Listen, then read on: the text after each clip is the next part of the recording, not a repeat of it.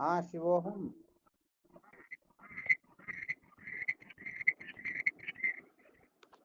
आवाज आ रही है? आवाज गूंज रही है। आवाज गूंज रही है स्वामी जी। अब तो नहीं गूंज रही है? अब नहीं गूंज रही है। चलो ठीक है।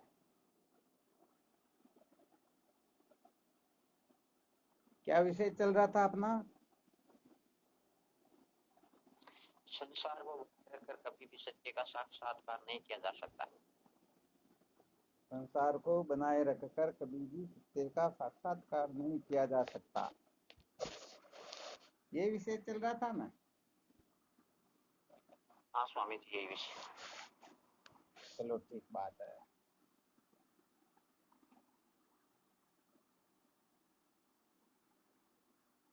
अच्छा, इसमें कल क्या सुनाया था?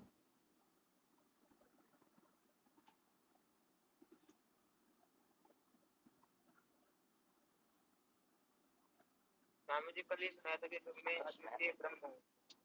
क्या सुनाया था?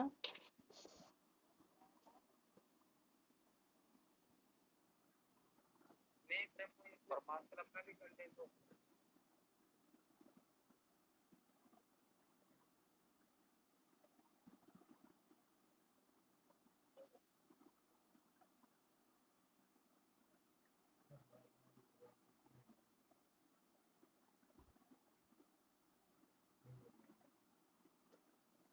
एक बार प्रणाम वापस स्वामी। बोलो। प्रणाम स्वामी, आवाज आ रही स्वामी? हाँ बिल्कुल आ रही है, आ रही है।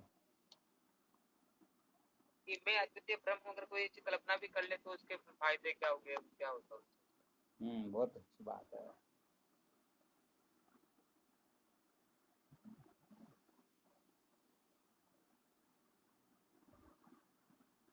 तो अपना मुख्य विषय चल रहा था, सत्य को जाने बिना दुखों का अंत होता ही नहीं।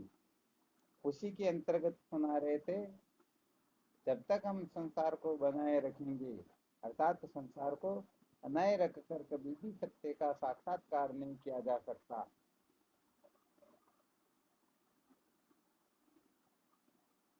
यही चल रहा था ना? जी स्वामी।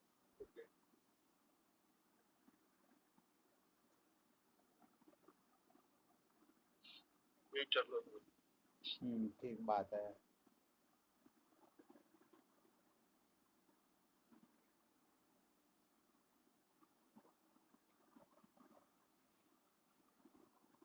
अच्छा, आज ग्रुप में एक ऑडियो डाला, सुना क्या किसी ने?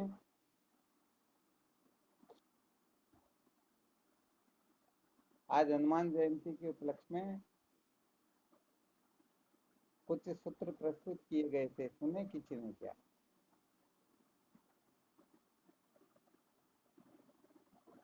नहीं सुने ना किसी ने? नहीं सुना, हम जब सुनेंगे।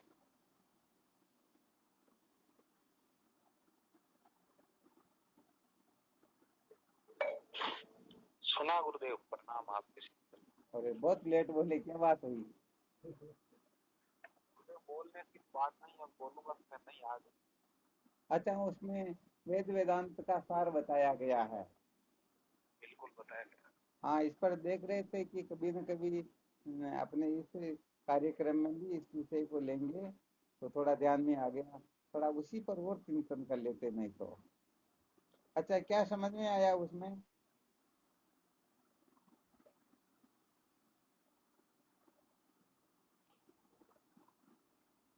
वेद वेद वेदांत का इतना ही सार नहीं है कि ये जो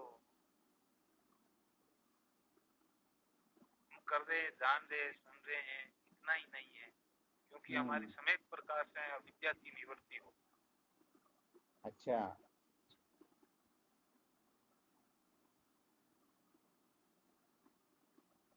सबसे पहले कौन सा सूत्र बताया?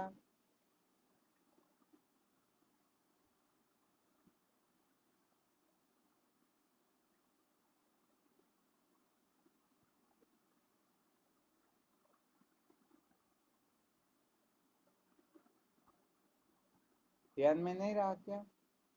ध्यान में नहीं रहता।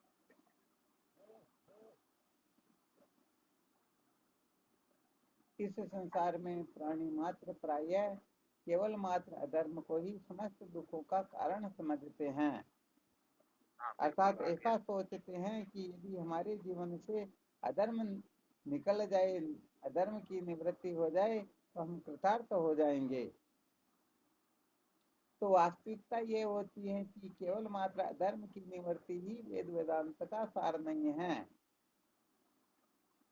क्योंकि अधर्म भी जिस कारण से होता है उस कारण की जब तक निवृत्ति नहीं हो जाती है तब तक कहने का मतलब अधर्म पूर्ण रूप से निवृत्त होने वाला वास्तव में है ही नहीं। यही बताया ना। जी गुरुदेव, यही बताया। हाँ, तो यहाँ थोड़ा इसका मंथन करके देखते हैं। लोग इस रहस्य को सुन भी लेते हैं, समझ भी लेते हैं, परंतु ठीक ठीक प्रकार से इसके रहस्य को जाने बिना वो गड़बड़ घोटाला भी बहुत बड़ा कर लेते हैं। देखो, इसके अंतर्गत बताया गया है अधर्म जो होता है ये दुखों का कारण होता है। इसलिए यदि कोई अधर्म से सम्यक प्रकार से छुटकारा प्राप्त कर ले, फिर वह समझे मैंने मानव जीवन को धन्य बना लिया, तो भाई वास्तव में सच्ची बात यह है कि उसने मानव जीवन को धन्य नहीं बनाया, उसने केवल मात्र वृक्ष के पत्ते ही तोड़े हैं।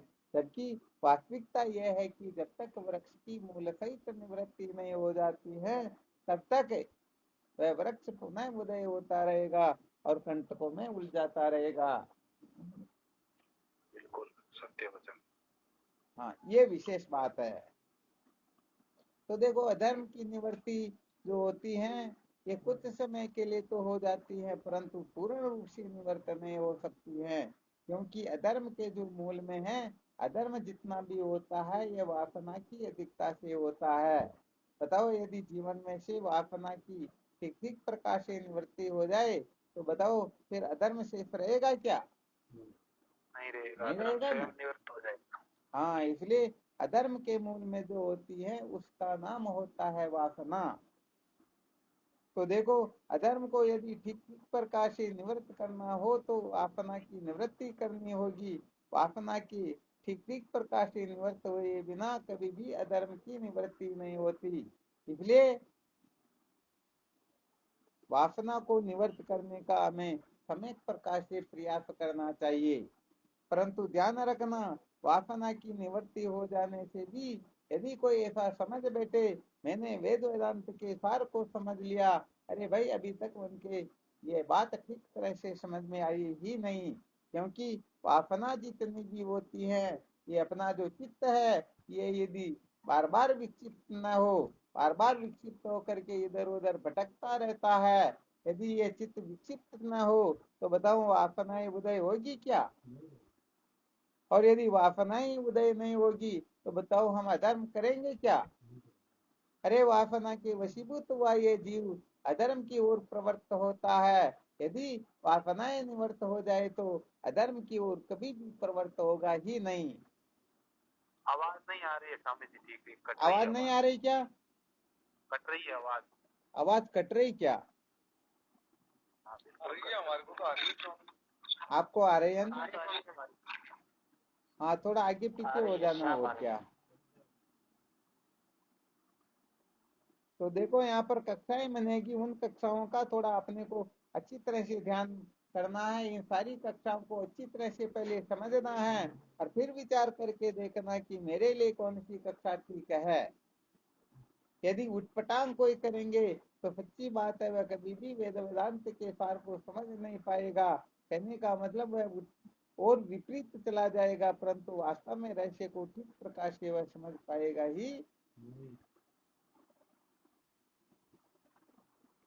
तो यहाँ पर बताया गया है जितना भी अधर्म होता है उसके मूल में वासना होती है, वासना के मूल में विक्षेप होता है, परंतु विक्षेप के भी मूल में कुछ और वस्तु होती है, उसको समझना होगा। उसकी निवृत्ति होगी तभी विक्षेप की निवृत्ति होगी। जब विक्षेप की निवृत्ति होगी तो वासना की निवृत्ति होगी, वासना की निवृत्ति होगी तो अधर्म की निवृत्ति हो जाएगी, और यदि अधर्म की निवृत्ति हो गई तो समझो जीवन धन्य हो जाएगा।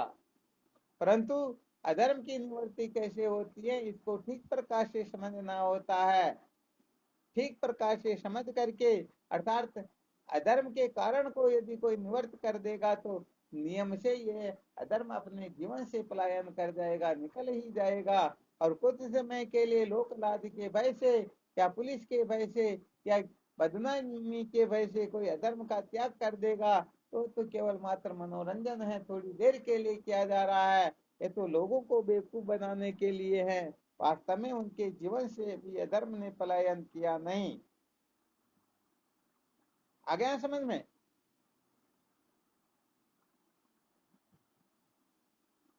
आवाज आ रही है? चलो ठीक बात है।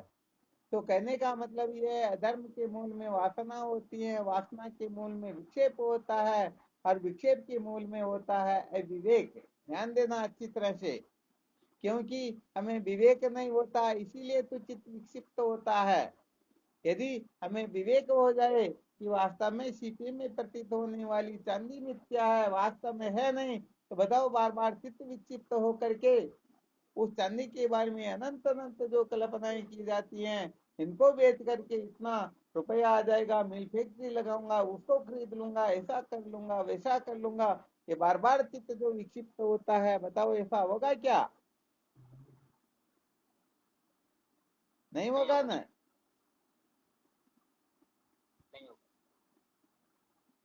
अच्छा, बाकी फाटकों को भी आवाज आ रही क्या? आ रही है गुरुदेव। चलो बहुत बहुत।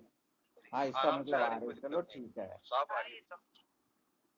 तो कहने का मतलब ये, जब तक जीवन से अविवेक की निवृत्ति नहीं हो जाती है, तब तक विक्षेप मिटने वाला नहीं है। जब तक विक्षेप नहीं मिटेगा तब तक वासना की निवृत्ति नहीं होगी। जब तक वासना की निवृत्ति नहीं होगी तब तक अधर्म निकलने वाला नहीं है। अब जब तक अधर्म नहीं मिटेगा तब तक कहने का मतलब ये सदा सर्वदा संसार में ठोकरें खाता रहेगा, पतन की ओर ही जाता आता रहेगा। अब फिर इससे आगे विचार करें तो क्या ये जीवन में अविवेक ही साधन है? क्या अविवेक ही समस्त दुखों का कारण है? क्या अविवेक को दूर करना ही वेद वेदांत का सार है? तो फिर यहाँ पर विचार किया जाएगा तो निर्णय निकलेगा कि जीवन में अविवेक ही साधन नहीं है। कहने का मतलब अविवेक की निवृत्ति से भी कोई अपने जीवन को धन्य नहीं बना सकता। इसलिए अविवेक के मूल में होता है ज्ञान। अच्छी तरह से ध्यान देना, क्या है मूल में? जब तक अज्ञान की निवृत्ति नहीं होती है तब तक सच्ची बात यह है कि कभी भी कोई कृतार्थ हो ही नहीं सकता। इसे स्वर्ण अक्षरों में लिख लेना चाहिए, क्योंकि अज्ञान से ही अविवेक होता है। जैसे हम रस्सी को नहीं जानते तभी तो सर्प की प्रतीति होती है, सीपी को नहीं जानते इसीलिए तो चांदी की प्रतीति होती है। तो ज्ञान से अविवेक होता है, अविवेक से चित्त बार बार विक्षिप्त होता है, चित्त के विक्षिप्त होने से वासना उदय होती है, वासना के उदय होने से जीव अधर्म की ओर प्रवृत्त हो जाता है, और अधर्म की ओर प्रवृत्त हुआ जीव जन्म मृत्यु की श्रृंखला में भटकता ही रहता है। आ गया समझ में यहाँ तक? किसी भी प्रकार का संशय हो तो पूछ सकते हो। नहीं है ना?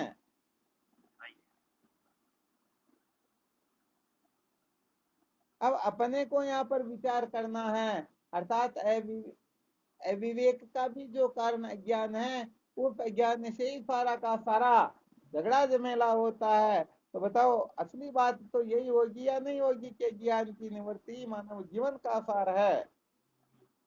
बिल्कुल यही है। परंतु ध्यान रखना, अज्ञान की निवृत्ति से ही मानव जीवन धन्य हो सकता है।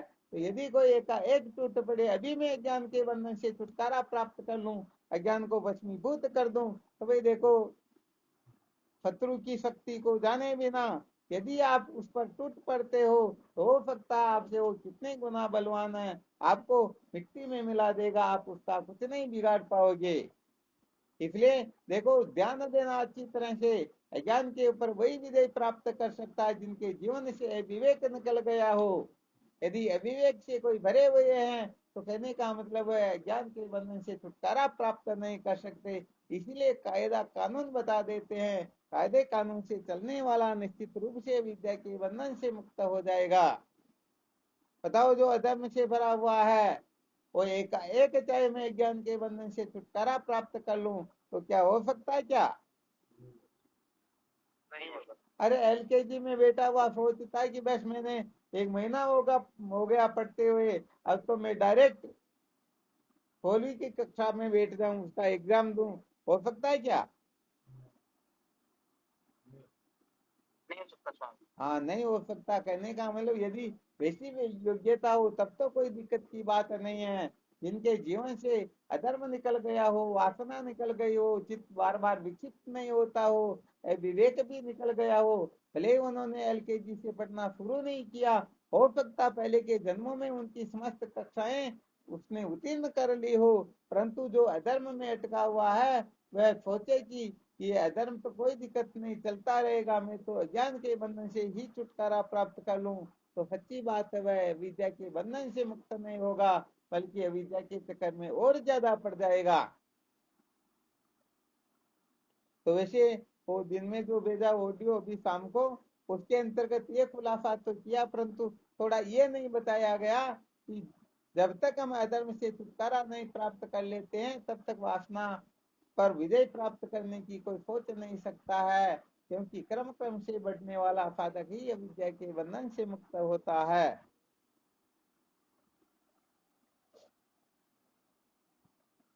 आ गया समझ में? जी स्वामी। तो पहले क्या करना होगा? यदि अधर्म से जीवन के निवृत्त। अंतर्गत अधर्म भरा हुआ हो, अर्थात बार बार संसार के जो विषय भोग है, कहने का मतलब शास्त्र से विरुद्ध जो भोग पदार्थ है उनकी ओर बार बार चित्त वृत्ति जाती है, बार बार भोगने की इच्छा होती है, उनके बिना रहा नहीं जाता है, तो समझ लेना चाहिए अधर्म बहुत ज्यादा भरा हुआ है। सबसे पहले इस अधर्म पर विजय प्राप्त करो, तब जाकर के आगे। कहा या नहीं कहा? वो ये बुद्धि जब परम सयानी हित निहित चितवे तब प्राणी। अरे जब बुद्धि में निर्मल विवेक जागृत होगा तभी कहने का मतलब बात कुछ और होगी। तो अधर्म से भरे हुए हैं उनके अंतर्गत कभी भी विवेक वृत्ति जागृत नहीं हो सकती, और विवेक वृत्ति जागृत होगी तभी अविवेक वृत्ति को वह शांत करेगी।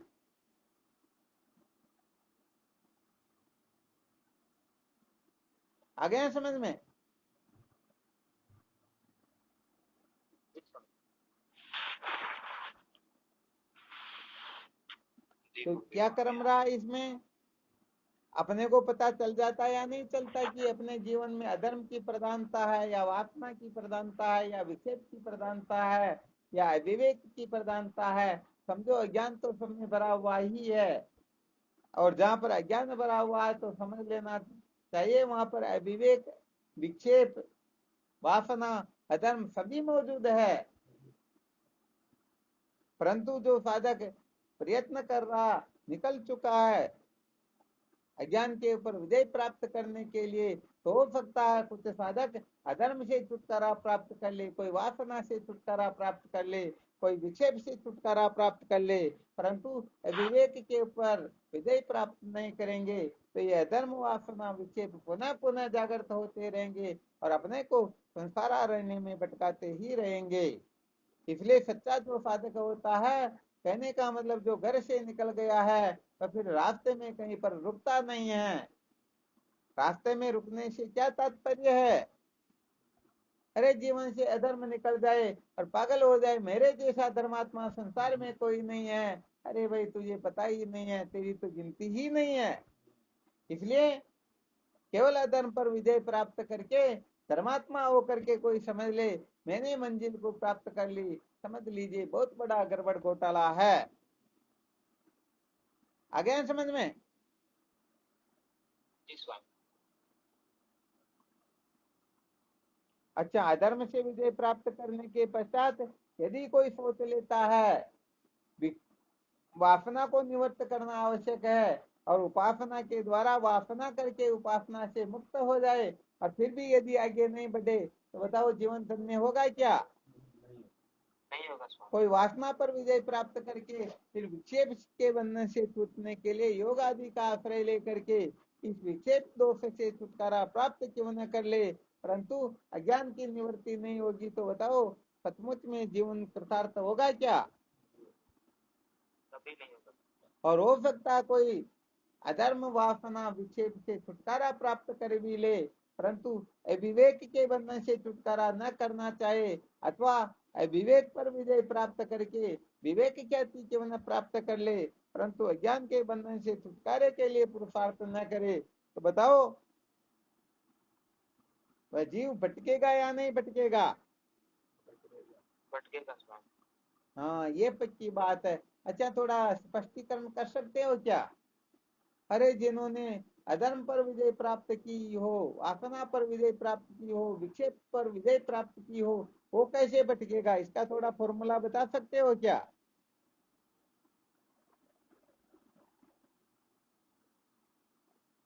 प्रणाम गुरुदेव आपके। हाँ शिवम।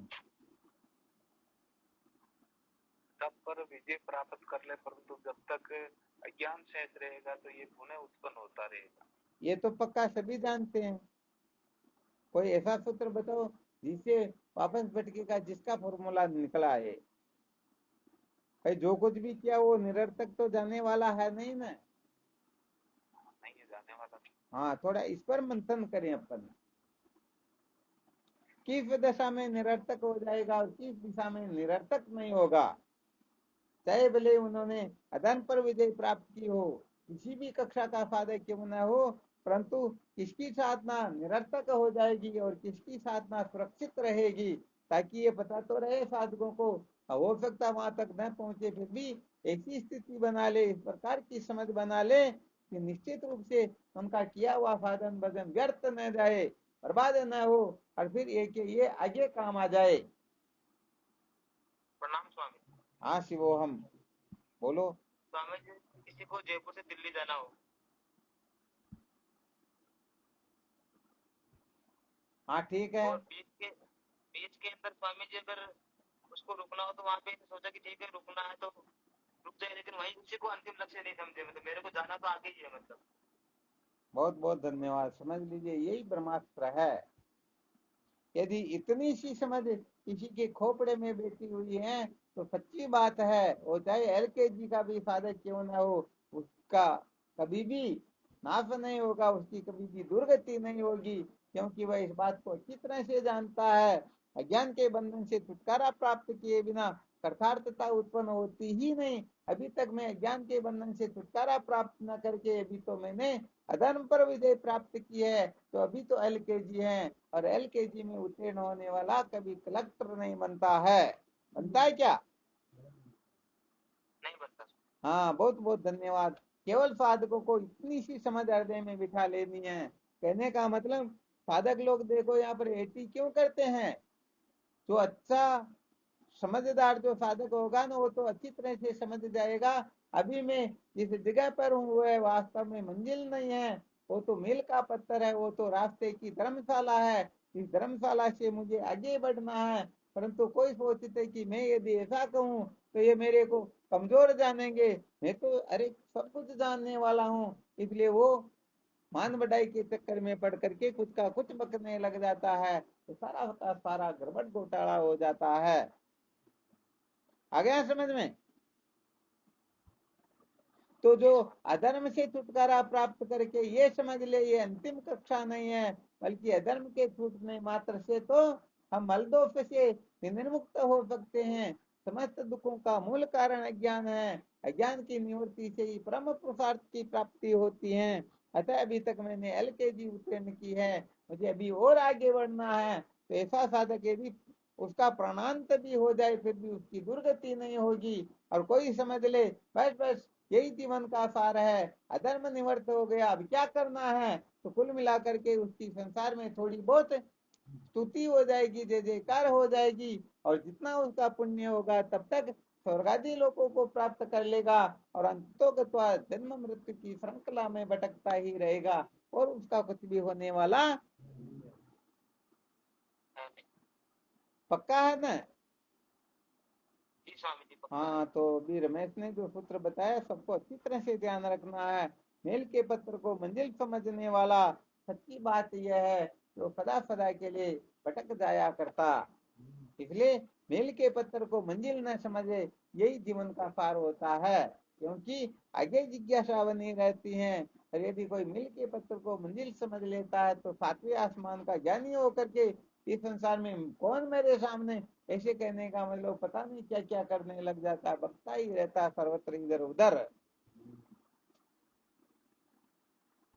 तो सब जगह यही समझ लेना, चाहे अधर्म की निवृत्ति हो, चाहे वासना की निवृत्ति हो, चाहे विक्षेप की निवृत्ति हो, चाहे अविवेक की निवृत्ति हो, यही समझना कि अभी तक मैंने मंजिल प्राप्त नहीं की है। जीवन का लक्ष्य, जीवन का सार तो विद्या के बंधन से, अरे इस विद्या को मूल सहित भस्मीभूत करना, ये जीवन का सार है।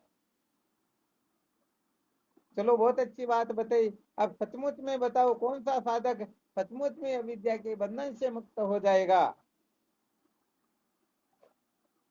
थोड़ा यहाँ पर ताकत लगेगी आप लोगों को, क्योंकि यहाँ पर युक्ति युक्त बताने में थोड़ा ठीक ठीक दिमाग भी चाहिए, वरना थोड़ा मुश्किल पड़ेगा।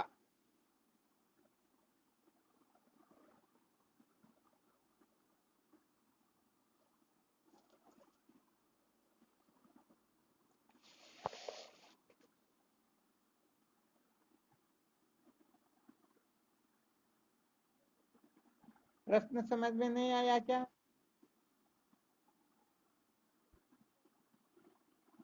किस प्रकार का साधक अविद्या के बंधन से मुक्त हो सकेगा?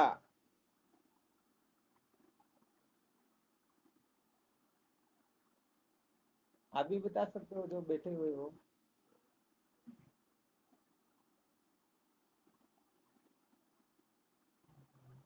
प्रणाम स्वामी। हाँ शिवोहम। स्वामी जी, जो साधक कर्म क्रम से मतलब पहले अधर्म की निवृत्ति के लिए प्रयास करेगा, फिर वासना की निवृत्ति का, फिर विक्षेप की निवृत्ति का, फिर अविवेक, फिर मतलब परम लक्ष्य मतलब अज्ञान की निवृत्ति रखेगा स्वामी। बहुत बहुत धन्यवाद। अरे भाई क्या बात, कोई दूसरे बोल ही नहीं रहे हैं।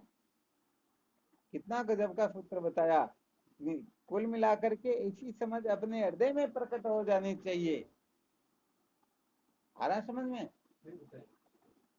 अरे भाई, सबसे पहले अधर्म के बंधन से छुटकारा प्राप्त करना होगा, उसके बाद में वासना के चक्कर से मुक्त होना होगा, फिर विक्षेप कैसे मिटे इसका विचार करना होगा, फिर अविवेक से और फिर अज्ञान के बंधन से छुटकारा प्राप्त करना होगा। इस प्रकार से विधि पूर्वक जो चलेगा, वास्तव में वही सचमुच में आत्मा तत्व का साक्षात्कार कर सकेगा। देखो, थोड़ा प्रसंग वश बता देते हैं। जैसे जो अन्वय कोश के ऊपर विजय प्राप्त कर लेता है, वही तो प्राणमय कोश पर विजय प्राप्त करने की योग्यता रख सकता है। अरे जिनके दो अंतःकरण से मल दोष ही नहीं मिटा, बताओ वह विक्षेप दोष से छुटकारा प्राप्त कर लेगा क्या? और जो विक्षेप दोष से छुटकारा प्राप्त करेगा वही तो आवरण दोष से मुक्त होने के लिए कुछ न कुछ कर सकेगा ना। अब आवरण दोष भरा हुआ है, उसके साथ में विक्षेप और मल दोष तीनों ही एक साथ भरे हुए हैं, और वह सोचे कि मैं तो आवरण दोष से छुटकारा प्राप्त कर लूंगा, तो बताओ संभव होगा क्या? हाँ, नहीं होगा। तो आत्मा तत्व, आत्मा दर्शन के लिए सबसे पहले इस अन्वय कोश से ऊपर उठना होगा। अन्वय कोश से ऊपर उठा हुआ साधक ही अन्वय कोश से ऊपर उठने की योग्यता रखता है। जैसे LKG उत्तीर्ण हुआ साधक ही UKG का अधिकारी होता है, और जो UKG उत्तीर्ण कर लेता वही फर्स्ट कक्षा में बैठने के लायक होता है। बताओ, जो कभी LKG UKG उत्तीर्ण नहीं की हो, जाकर के डायरेक्ट 8वीं कक्षा में बैठने की चेष्टा करे, बताओ काम होगा क्या? हाँ, वास्तव में काम नहीं होगा। इसीलिए कहने का मतलब क्रम क्रम से चलना होता है। या अकल होशियारी काम नहीं करती है, अकल होशियारी लगाओगे तो शायद पता नहीं और ज्यादा भटक जाओगे, फिर अविद्या के बंधन से छुटकारा मिले या नहीं मिले। क्योंकि ये अन्मय कोश, प्राणमय कोश, मनोमय कोश, विज्ञानमय कोश, आनंदमय कोश, इन्हीं का नाम ज्ञान है। यही तो विद्या है। इन पांचों से छुटकारा प्राप्त करना ही तो आत्मदर्शन होता है। तो इससे छुटकारा प्राप्त करने के लिए क्रम क्रम से चलने का अभ्यास करे, और अन्वय को पर विजय प्राप्त करने के लिए इसके लिए क्या करना होगा? अरे इस शरीर के जो जितने भी अहमता ममता के साधन है, जिन जिन में हमारी अहमता ममता बैठी हुई है, इन सारे के सारे संबंधियों पर थोड़ी विजय प्राप्त करनी होगी, उनको अनित्य समझना होगा, मिथ्या समझना होगा, तब जाकर के हम अन्वय कोष पर विजय प्राप्त करने के लिए कुछ न कुछ कर सकेंगे। आ रहा है समझ में सूत्र? हाँ, इसका बहुत अच्छी तरह से मंथन करना, क्योंकि LKG उत्तीर्ण नहीं होगी तो UKG कभी नहीं कर पाओगे। यदि आपने UKG उत्तीर्ण कर ली तो LKG आपके स्वाभाविक रूप से सिद्ध ही है, तो आपको LKG में बैठने की आवश्यकता वास्तव में है नहीं। अच्छा है, इसमें ऐसा हो सकता है क्या, जैसे समझो अच्छी तरह से समझ में आ ही गया है कि ज्ञान के बंधन से छुटकारा प्राप्त करना है, मानव जीवन का सार है, यही परम पुरुषार्थ है, इसी से जीवन कृतार्थ होगा, धन्य होगा, सदा सदा के लिए अपने जीवन को कृतार्थ करके जीवन मुक्त हो सकेगा। तो क्या अज्ञान के बंधन से छुटकारा प्राप्त करने के लिए सबसे पहले डायरेक्ट जा करके अज्ञान के ऊपर ही दावा बोल दे, ये ठीक रहेगा क्या? ये ठीक नहीं रहेगा। हाँ, ये ठीक नहीं रहेगा। क्यों? क्योंकि अभी सिद्ध करके बताया है कि क्रम क्रम से चलेंगे तो निश्चित रूप से, इसलिए हमें धर्म को भी महत्व देना होता है, उपासना को महत्व देना होता है, योग को महत्व देना होता है, सांख्य को महत्व देना होता है, क्योंकि अच्छी तरह से अपने दिमाग से कचरा निकल जाए, ये संशय नहीं रहे। वेदांत दर्शन का जब हम विचार करें, ब्रह्मसूत्र का जब विचार करें, जब ब्रह्म विचार किया जाएगा उस समय कहीं ऐसा न रह जाए, नहीं नहीं धर्म के द्वारा अर्थात पूर्व मीमांसा, न्याय, वैशेषिक, सांख्य योग आदि के द्वारा भी जन्म मरण के बंधन से छुटकारा प्राप्त किया जाता, तो कहने का मतलब यह हम अच्छी तरह से उस तरफ जाकर के कुछ समय के लिए चिंतन मनन करके देख सकते हैं कि वास्तव में इनसे जीवन धन्य नहीं होता है। जीवन धन्य होगा तो ब्रह्म विचार से ही होगा। तो ब्रह्म विचार तभी सचमुच में सार्थक होता है जब वेदांत दर्शन के सिवाय, ब्रह्म विद्या के सिवाय, ब्रह्मसूत्र के सिवाय पांचों जो शास्त्र है ये गौण है, वास्तव में इसे जीवन धन्य नहीं हो सकता है। ये बात जब अच्छी तरह से समझ में आ जाएगी तभी सचमुच में हम ब्रह्म विचार करने के लायक होंगे, वरना थोड़ी देर के लिए करेंगे विचार ब्रह्म का और फिर देखेंगे नहीं नहीं, ये ब्रह्म साक्षात्कार जैसा काम तो हम पूर्व मीमांसा से भी कर सकते हैं, न्याय वैशेषिक से कर सकते हैं, सांख्य योग से कर सकते हैं। तो बताओ, इतो नष्ट है तो भ्रष्ट है, दोनों तरफ से नष्ट भ्रष्ट होंगे या नहीं होंगे? हाँ, इसलिए कहने का मतलब है अच्छी तरह से पहले इस तरफ का अनुभव करके देख लेना चाहिए, पता चल जाए कि वास्तव में इस तरफ सुख शांति नहीं है, वास्तव में जीवन धन्य नहीं हो सकता है, फिर आप वहां से विरक्त होंगे तो फिर कभी भी इस तरफ आप आ नहीं जा नहीं पाओगे, और यदि ऐसा नहीं किया तो सच्ची बात है कभी न कभी फिर भटकना हो जाएगा।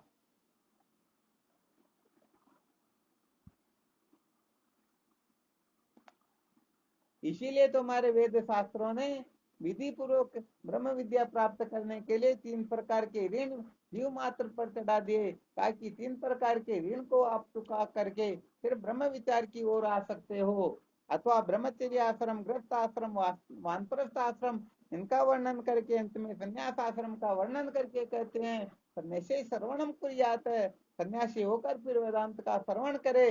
तो देखो क्या होता है, जब ये गृहस्थ आश्रम में सम्यक प्रकार से संसार के भोग पदार्थों का अनुभव करके, अपने प्राय की कड़ी बोली का अनुभव करके देख लेता है कि इस संसार में कोई किसी का नहीं होता है, ये संसार के भोग पदार्थ है, अरे तजन्य सुख तो बिजली की चमक मात्र है, इसलिए वास्तव में इनमें सच्चा सुख नहीं होता है, ऐसा अनुभव करके जो फिर ब्रह्म विचार की ओर प्रवृत्त होता है तो फिर वह आगे जाकर भटकता नहीं, उसे पता है कि इधर सुख जो होता है ये अनित्य है, थोड़ी देर के लिए है, मुझे इस कचरे में पड़ना नहीं है, थोड़ी देर के सुख के पीछे पागल होना नहीं है।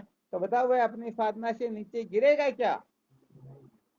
नहीं गिरेगा। और इस तरफ का अनुभव ना हो तो देख लेंगे अरे नहीं नहीं, ये तो संसार के अंतर्गत संत महात्मा और शास्त्रकार कहते रहते हैं, परंतु संसार के सब पागल थोड़े ही हैं, सारे के सारे इधर जा रहे हैं, तो कुछ ना कुछ इस तरफ भी होना ही चाहिए, ऐसा प्राय हो ही जाता है।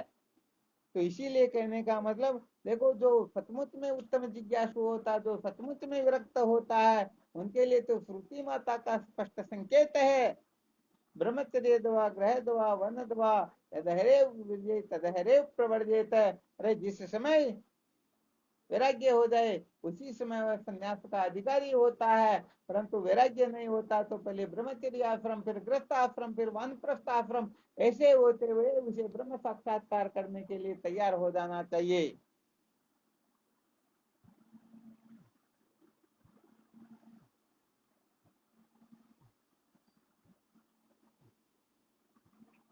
ठीक है ना। अब इसमें कोई संशय हो तो देख लो।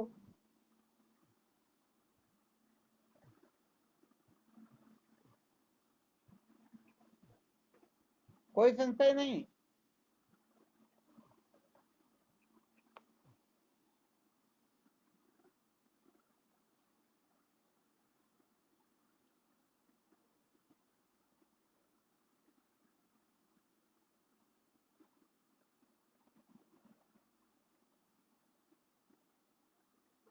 कोई संशय नहीं।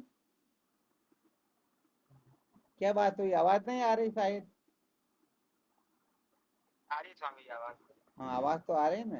नारायण शिव।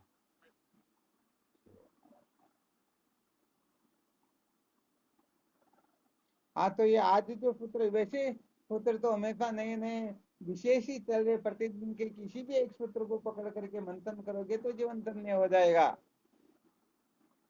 तो आज जो सुनाया ये भी कमजोर नहीं है, इसका भी थोड़ा अच्छी तरह से मंथन करना। ये वास्तव में वेद वेदांत का यही सार है। तो अधर्म पर विजय प्राप्त करना वेद वेदांत का सारा नहीं है। वासना पर विजय प्राप्त करना, विक्षेप का त्याग कर देना, ये वेद वेदांत का सारा नहीं है। विवेक से छुटकारा प्राप्त कर लेना, ये भी वेद वेदांत का सारा नहीं है। वास्तव में वेद वेदांत का सार तो है विद्या की सम्यक प्रकाश से मूल सहित निवृत्ति।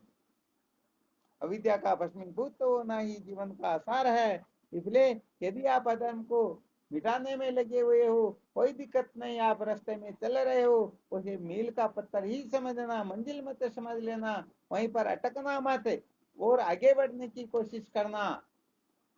फिर विक्षेप से टूटने की कोशिश करना, परंतु ध्यान रखना यदि आप विक्षेप से टूट गए हो,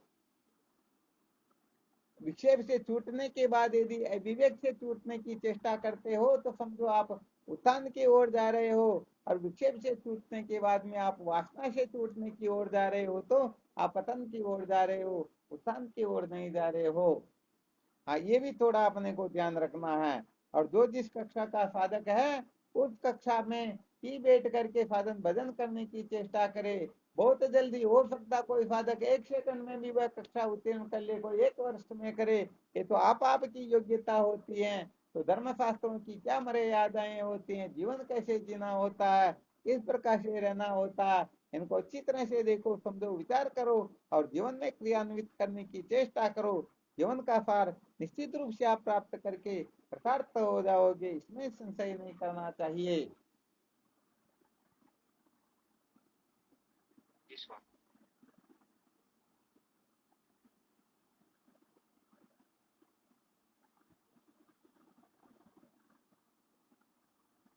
और कोई शंका हो तो बोलो।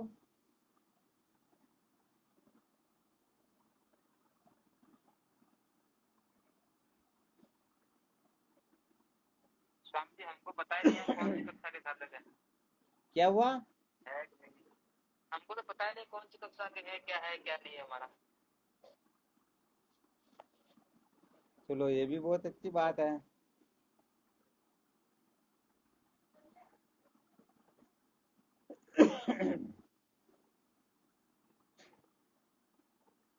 अच्छा, जो धर्म के कक्षा में जो सूत्र सुनाए जाते हैं, यदि उस सूत्रों में आप पारंगत हो गए हो तो समझो आप वास्तव में अधर्म से मुक्त हो चुके हो, आप धर्म की कक्षा उत्तीर्ण कर चुके हो। यदि नहीं किया हो तो अभी धर्म की कक्षा में भी थोड़े कमजोर चल रहे हो।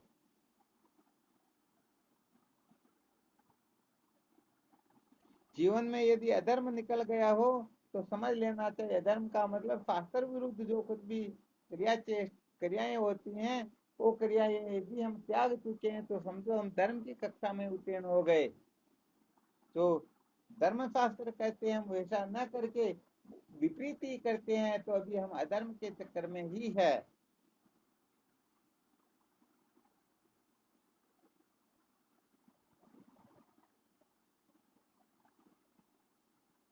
ऐसा समझना चाहिए जैसे संकेत कर देते हैं शब्द स्पर्श रूप रसगंध, ये पंच विषय जो होते हैं ना, क्या ऐसा समझना चाहिए दो प्रकार का विभाग कर लेना चाहिए। एक तो समझो अपनी पत्नी या अपना पति, और दूसरा विभाग हो गया पराया पति या पराई पत्नी। यहाँ पर यदि हम पर स्त्री या पर पुरुष का त्याग कर देते हैं तो समझो हम अधर्म पर विजय प्राप्त कर चुके हैं। ऐसे ही सब जगह पर समझ लेना। तो कर्म धन भोग, इन तीनों में आपको बहुत ज्यादा विस्तार कर चुके, बार बार बताने की आवश्यकता ही नहीं होती है। कर्म के अंतर्गत यदि आप शास्त्र विरुद्ध कर्मों का त्याग कर चुके हो तो समझो आपकी स्थापना धर्म के अंतर्गत है। धन के अंतर्गत खरी कमाई से शास्त्रोक्त रीति से धन कमाते हो और 10वां हिस्सा यदि निकाल रहे हो तो समझ लेना चाहिए आप धर्म की कक्षा में उत्तीर्ण हो। यदि नहीं निकाल रहे हो तो अभी तक धर्म की कक्षा में भी फेल हो। ऐसे ही भोगों के बारे में भी बता ही दिया। यदि पर पुरुष पर स्त्री आदि की ओर अपनी प्रवृत्ति जो की त्यों बनी हुई है तो समझ लेना चाहिए अभी हम अधर्म की कक्षा में बैठे हुए हैं, धर्म की कक्षा में नहीं है। अब ज्यादा तो क्या बताएं, कितना बताएंगे, थोड़ा बहुत अपनी बुद्धि भी काम करनी चाहिए। ब्रह्म विचार के लिए जो साधक निकले हुए होते हैं वो कहने का मतलब बड़े इंटेलिजेंट होते हैं, उनकी बुद्धि सूक्ष्म होती है। धर्म की कक्षा तो उनके लिए बाएं हाथ का खेल होता है। परंतु यदि हम धर्म की कक्षा उत्तीर्ण नहीं कर पा रहे हैं तो बातें तो बोली आकाश पाताल की कर लेंगे, परंतु धर्म की कक्षा उत्तीर्ण नहीं है तो सच्ची बात यह है वो मर्यादा से ठीक ठीक प्रकार से ब्रह्म विद्या न प्राप्त करके वो 2 नंबर से प्राप्त करना चाह रहे, और 2 नंबर की विद्या फायदा विद्या के बंधन से मुक्त न करे बल्कि और कुछ न कुछ कर सकती है। तो देखो भाई जीवन में दो बातें ही होती हैं, या तो तप करो या फिर तप का उल्टा पतन को प्राप्त हो जाओ। थोड़ा बहुत कष्ट उठाना चाहिए, कष्ट यदि उठा रहे हैं तो समझो हम सचमुच में ठीक ठीक चल रहे हैं, और यदि कष्ट नहीं उठाना चाहते तो हाँ, आपके ऊपर ऐसा कोई प्रतिबंध नहीं लगा रहे हैं कि आप पैसे निकालो और मेरे को दे दो, मुझे तो एक पैसा भी नहीं चाहिए, क्योंकि मुझे जो दे रहे हैं मुझे तो उसमें ही संतुष्टि, और वो ही मेरे तो बहुत है, उनमें बहुत सारा बच जाता। इसलिए एक पैसा भी किसी से नहीं चाहिए, परंतु कम से कम निकाल लेना चाहिए। फिर आपकी जहां पर मर्जी हो, जैसे मर्जी हो वैसे करते रहना चाहिए, परंतु करें तो सही। करे ही नहीं तो काम थोड़े चलेगा। भगवान कृष्ण गीता जी में कहते हैं कर्मों का आरंभ किए बिना, अरे त्याग किसका करोगे? अपने को बंधा हुआ समझेंगे तभी तो मुक्ति के लिए प्रयास करेंगे। यदि अपने को बंधा हुआ ही नहीं समझते हैं तो फिर मुक्ति का क्या प्रयास करेंगे? तो हम कहने का मतलब शास्त्रोक्त रीति से करने का मतलब, यदि आप धर्म शास्त्रों की मर्यादा में रह करके जीवन जीवोगे तो आपको पता चलेगा कि मैं सचमुच में धर्म के मार्ग से चल रहा हूँ। फिर आगे जाकर के जो निष्ठा बनेगी, ये निष्ठा इतनी खतरनाक होगी कि आपको इस निष्ठा से कभी कोई च्युत कर ही नहीं पाएगा। तो कहने का मतलब कहना सुनना तो बहुत आसान होता, अभी शायद प्रश्न कर लिया जाए, इतने साधक जुड़े हुए हैं, इनमें से हाथ खड़ा करो कि कौन कितना क्या कर रहा, तो शायद मुश्किल से कुछ लोग होंगे, बाकी शायद कमजोरी पड़ रहे होंगे। तो ये कमजोरी पड़ने का मतलब सचमुच में हम धर्म को महत्व नहीं देते हैं, अपनी वासना को महत्व देते हैं, अपनी मन इंद्रियों को महत्व देते हैं, मौज मस्ती को महत्व देते हैं, इसीलिए ऐसा होता है। तो हम कभी पूछेंगे तो ये तो जरूर पूछेंगे कि आप ऐसा करते हो या नहीं करते हो, फिर खर्च कैसे करते हो, ये प्रश्न बिल्कुल ही नहीं करेंगे, क्योंकि हमारे को क्या करना। परंतु कम से कम आप ऐसा प्रथम जो सूत्र है उस सूत्र के अनुसार अपना जीवन जी रहे हो या नहीं जी रहे हो। चिंता नहीं करना बोले 1 महीने में 10 रुपए कमाते हो तो भी 1 रुपया निकालना, क्योंकि 10 रुपए कमा रहे तो 1 रुपये तो निकलेगा। कोई कह दे भाई मैं तो कमाता ही नहीं हूँ, फिर भी महीने में 10 रुपए तो आते होंगे ना। और कोई नहीं कमा रहे तो उनको कोई ना कोई तो देते ही होंगे, बहुत सारे ऐसे होते हैं ना। हाँ बिल्कुल। तो कहने का मतलब किसी न किसी प्रकार से अपने पास में अपने खर्चे के लिए जो पैसे आ रहे हैं उस खर्चे के पैसों में से बचा करके, थोड़ा कष्ट उठा करके, थोड़ा भूख आदि को सहन करके, थोड़े कमजोर वस्त्र पहन करके, थोड़ी कम ये अपनी होती है ना इतर सेंट वगैरह पता नहीं क्या क्या होता है, जो इसको ज्यादा काम में न लेकर के इन प्रकार पैसे की बचत करे और उन पैसों को फिर ठीक जगह पर खर्च करे। देखो जीवन में क्रांति आती है या नहीं आती है।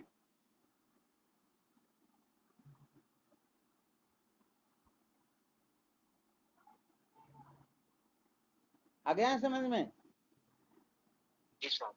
हाँ, तो ये बहुत कहने का मतलब विशेष बात ये है। तो धर्म की कक्षा उत्तीर्ण नहीं कर पाता है वो आस्था पर विजय सपने में भी नहीं होगी। हालांकि बातें करना तो आकाश पाताल की सीख लेगा, किसी को भले बड़े बड़े संतों को चुप करा देगा, परंतु इसमें कोई साहस नहीं है, कोई पुरुषार्थ नहीं है, वास्तव में कोई सार्थकता नहीं है। क्योंकि ये सीखी सिखाई बातें, वो उसका पानी कितनी देर तक टिकता है उतना ही होता है।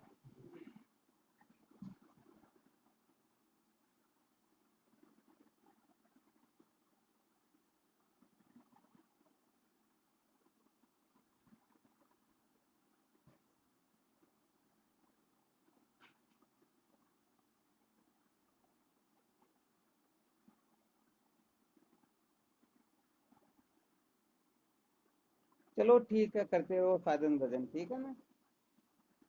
हाँ, परंतु कुछ न कुछ करना आवश्यक है, किए बिना काम नहीं चलेगा। क्योंकि जब ब्रह्म जिज्ञासा जागृत होगी तब वहाँ करना न करना दोनों कचरा हो जाएगा।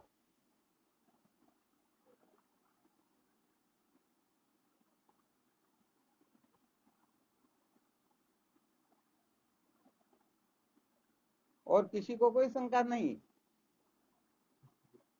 अच्छा, सब मौन हो गए। अच्छा,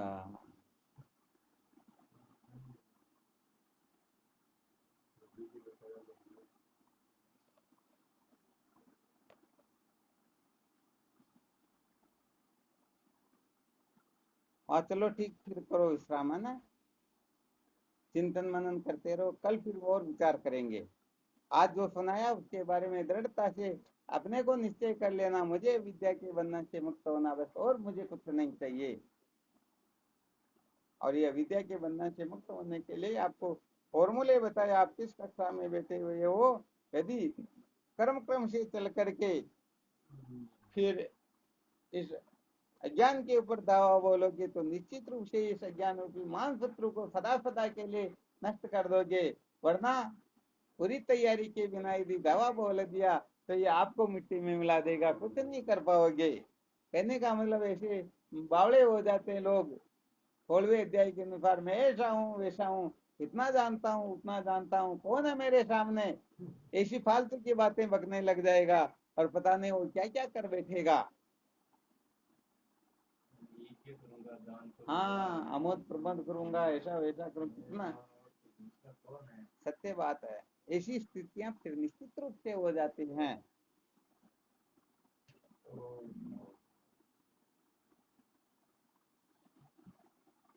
ठीक शिवोहम। आपके श्री चरणों में बारंबार प्रणाम। हाँ, नमो नारायण, शिवोहम। हाँ, शिवोहम, शिवोम नारायण, चरणों में कोटि कोटि प्रणाम। शिवोहम।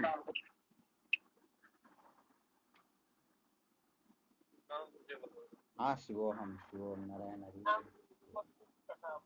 हरि ओम, शिवोहम।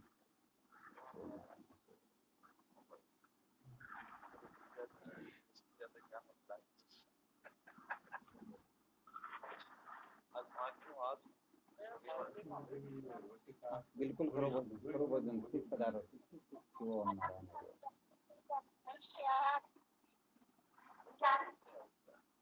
ठीक शिवोहम। हाँ, शिवोम नारायण, हरि ओम।